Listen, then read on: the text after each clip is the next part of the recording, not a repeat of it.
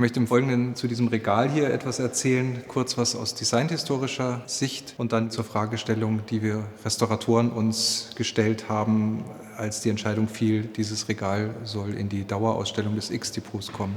Es handelt sich um das sogenannte Chambre à Air von Reinhard Müller, entworfen 1987. Anfang der 1980er Jahre hat in Italien Alchemia und Memphis für eine Radikalisierung des Designs gesorgt, was dann kurze Zeit später auch in Deutschland Anklang fand und Widerhall fand. Mit dem sogenannten Neuen Deutschen Design ein Vertreter und der bekannteste Vertreter aus dieser Klasse ist das Kölner Kollektiv Pentagon, zu dem auch der Entwerfer dieses Regals Reinhard Müller gehörte. Es war ein 5-köpfiges Kollektiv. Im Jahr 1987 wurde Pentagon eingeladen, an der Documenta 8 in Kassel teilzunehmen.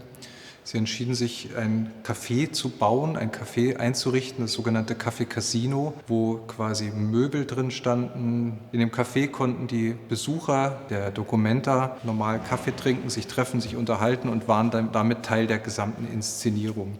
Dieses Regal ist eines der wenigen erhaltenen Stücke, weil im Abschluss der Documenta nach diesen 100 Tagen wurde von den Künstlern, von den Designern dieses Café tatsächlich zerstört, in so einer Art Abrissfest. Dieses Regal ist erhalten geblieben und schlussendlich dann bei uns in der Sammlung gelandet. Als die Entscheidung fiel, dass es in die Dauerausstellung kommen soll, hatten wir weniger Probleme mit dem Erhaltungszustand, sondern wir hatten eher das Problem, dass wir wussten, wir haben einen Traktorschlauch, wir haben ein Gummimaterial und Gummi altert photooxidativ sehr schnell, also sprich Licht, Sauerstoff, das Material versprödet. Insofern haben wir uns auf die Suche gemacht nach einem Ersatzschlauch und nach einigen Wochen Suche haben wir dann einen Vintage-Händler für gebrauchte Landmaschinen gefunden, der tatsächlich solche Traktorschläuche noch gehabt hat.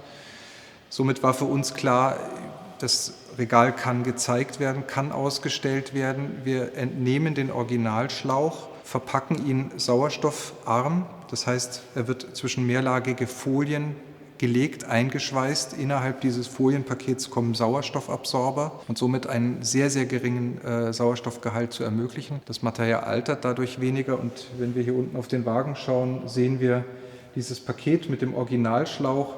So hält sich das jetzt über mehrere Jahrzehnte. Es liegen auch Sauerstoffabsorber drin, die nach einigen Jahren dann auch ausgetauscht werden können, um quasi dieses niedrige Niveau zu halten. Und auf diese Weise haben wir jetzt eine Lösung gefunden, ein sehr seltenes ein sehr seltenes Sammlungsstück, was aber auch gleichzeitig sehr empfindlich ist, den Besuchern zugänglich zu halten, ohne es aus konservatorischen Gründen im Depot verschließen zu müssen.